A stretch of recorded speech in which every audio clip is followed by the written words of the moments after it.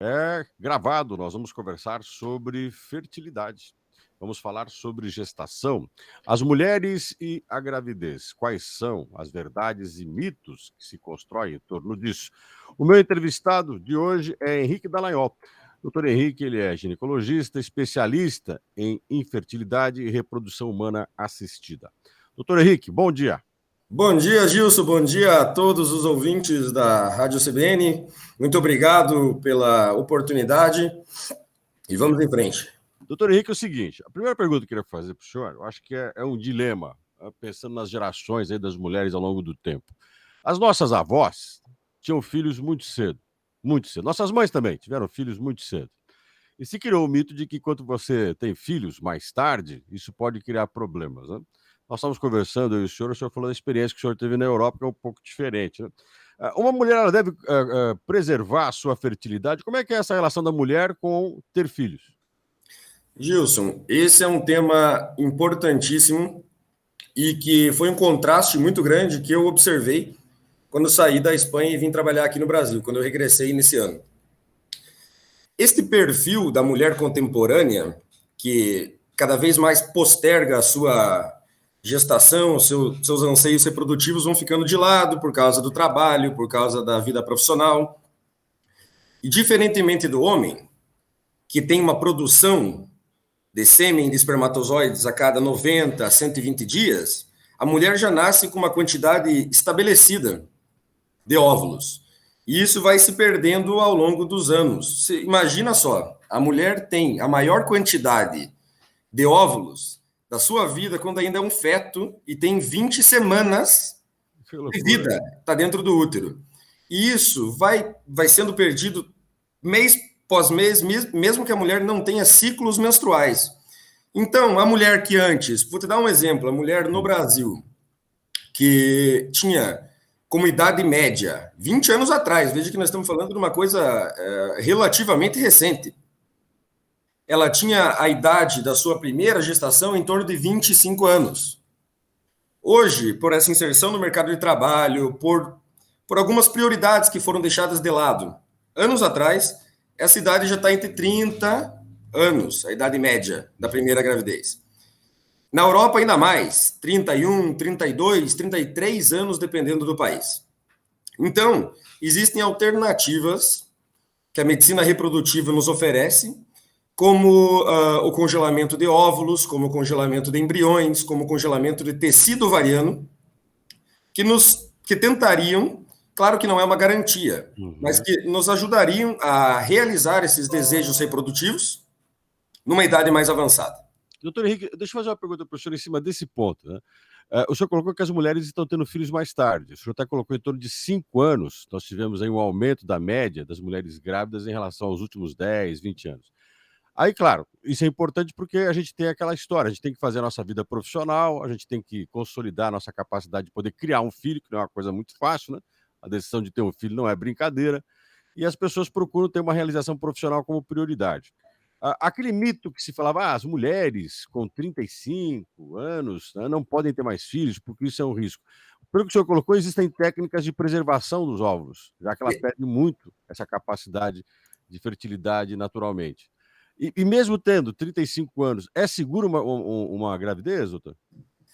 Gilson, desde que a mulher esteja em equilíbrio com o seu corpo, em equilíbrio tanto hormonal, de peso, dietético, hábitos saudáveis de vida, sim. Sobretudo se essa mulher recorreu ao congelamento de óvulos numa idade mais jovem. Veja bem, as técnicas de congelamento de óvulos, embriões, sofreram mudanças significativas nos últimos anos. Antigamente, nós tínhamos uma taxa de sobrevivência, quando nós congelávamos gametas, muito baixa. Então, por quê? O que acontecia? Quando a gente vai congelar um óvulo, um embrião, a gente precisa desidratar ele. E esse congelamento que nós fazíamos lentamente fazia com que esses óvulos perdessem a sua capacidade de sobrevivência quando descongelávamos. Agora, com a vitrificação, inclusive isso foi uma tese que eu escrevi em 2013, quando estava ainda na universidade, sobre essa mudança nas técnicas de congelamento. Hoje em dia, quando a gente congela óvulos, por exemplo, nós temos taxas aí acima de 90% de sobrevivência. Quando nós congelamos com 30 anos, 32, 33, o ideal seria, abaixo dos 35 anos, nós preservamos a qualidade. Seria como se nós congelássemos a qualidade dos óvulos da mulher.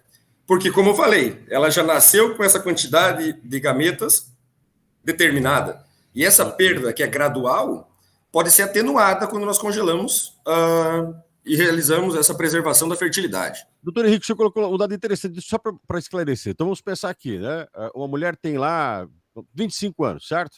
Ela terminou sua faculdade, mas ela ainda quer se dedicar bastante a uma vida profissional, ela não pretende ter filhos por enquanto. Ela pode já fazer a retirada de óvulos para preservação, e essa idade é interessante, é boa? Com certeza, Gilson. A gente sempre preconiza, recomenda que as mulheres busquem, veja bem, mulheres com menos de 35 anos, seria o ideal. Claro que mulheres com mais idade também podem recorrer a esse tratamento. Mas a mulher com entre 30 e 35 anos, que não encontrou o seu príncipe, ou que ainda não realizou todos os seus anseios profissionais, carreira universitária, estabilização financeira, esta mulher, sim, este é o perfil da mulher ideal, a mulher moderna, digamos assim. Esses tratamentos, Gilson, eles começaram, na verdade, com outro objetivo. Mulheres que têm câncer, elas comumente necessitam de tratamentos radioquimioterápicos. Estas drogas utilizadas para fazer a quimioterapia ou para fazer também a radioterapia, elas são tóxicas para os óvulos. Por quê? Veja bem, o que é neoplasia? É uma proliferação celular desordenada. As células da mulher acabam se... Da mulher não, de todos os pacientes que têm câncer acabam se replicando de uma maneira descontrolada. Então, esses tratamentos visam alterar esse metabolismo dessas células. Só que os óvulos não são células. Então, estes óvulos também acabam sofrendo. E, então, os tratamentos de preservação da fertilidade eram voltados para essas mulheres, para as mulheres oncológicas. Só que o motivo social, que é esse que eu estou falando, está ganhando cada vez mais espaço na medicina reprodutiva. Por quê? Porque a infertilidade não é considerada uma doença? É um problema de saúde? É. Então, fazer o congelamento de óvulo não é uma prevenção de um problema? Certo. Então, o motivo social está ganhando cada vez mais espaço. Então, seria aquela ideia de que quanto mais eu penso na prevenção, porque, claro, não sei o futuro, tem a coisa racional que a gente conversou, de repente quero planejar minha vida, eu não quero ter filho agora, eu pretendo me dedicar à minha carreira profissional, mas também posso ter, né? A gente pode ter aí alguma situação de doença que venha prejudicar a possibilidade de uma gravidez. Então, significa que isso pode ser, de certa forma, uma medida de segurança para um grande número de mulheres que pretendem ser mães, mas não querem correr risco dos mais variados. Exatamente. E outra coisa que viabiliza muito essas técnicas de preservar a capacidade da mulher de ter um nenê é a simplicidade dos tratamentos. Antigamente era tudo muito complexo, isso foi um tema que eu abordei muito durante minha especialização lá na Espanha. É tudo simplificado hoje em dia. Veja bem, antigamente nós iniciávamos a estimulação ovariana. O que significa isso?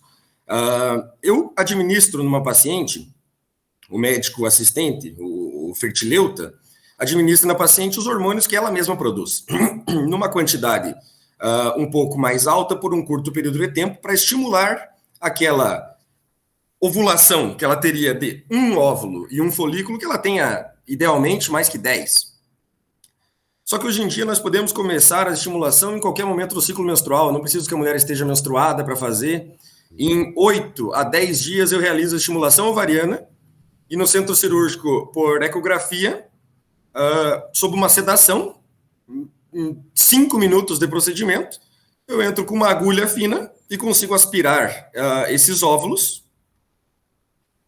No laboratório, eu consigo ver qual deles são maduros e faço o congelamento. Então, veja bem, em 10, 12 dias de tratamento, a gente resolve o problema. Ou tenta preservar esta paciente. E na hora de você reintroduzir, quer dizer, quando você vai fazer a fertilização in vitro, né? e você vai administrar a gestação, quer dizer, você vai fazer a mulher ficar grávida. Essa gravidez, qual é o percentual de acerto dela? Quer dizer, que eu vou ter bons resultados nisso? Isso depende da idade dos gametas que eu estou utilizando. Uhum. Então, veja bem, os melhores centros de reprodução humana do mundo, nós estamos tratando de pacientes inférteis. Tem taxas de 55%, 50% de êxito. O congelamento de óvulos nada mais é do que a primeira etapa de uma fertilização in vitro. A diferença é que eu não vou fecundá-los e não vou cultivá-los no incubador para transferi-los depois. Uhum. A gente faz esse tipo de técnica pensando em não utilizá-lo.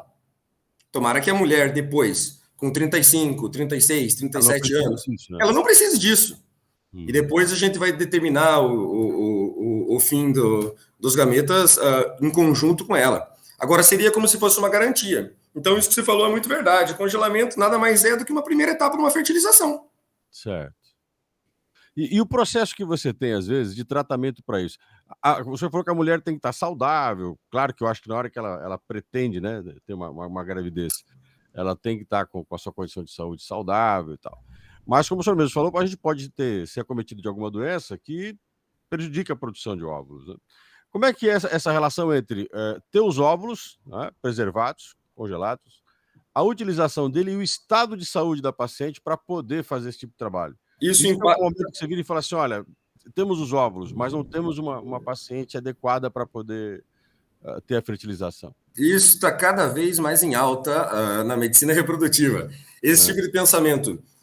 Veja bem, eu não quero só uma mulher que tem anseios reprodutivos e quer ter um filho que esteja grávida. Eu quero um recém-nascido, vivo e sano em casa. Certo. Então, essa parte metabólica da paciente é muito importante, está ganhando cada vez mais espaço. Nós vemos nos tratados, nos livros de reprodução humana, começaram a surgir capítulos, artigos, dia após dia. Isso, a gente tem uma discussão no corpo clínico da clínica que eu trabalho, com muita frequência. Análise de vitaminas. Se a gente for ver, existem inúmeras publicações falando sobre déficit de vitamina D, por exemplo, e maus resultados reprodutivos. Certo. Sobretudo agora, em meio a essa pandemia, essa loucura que a gente passou, a gente não tem dietas adequadas, hábitos de vida saudáveis, não fica exposto ao sol, o quanto deveria. Então, muito mais do que engravidar é ter um nenê vivo em casa sano.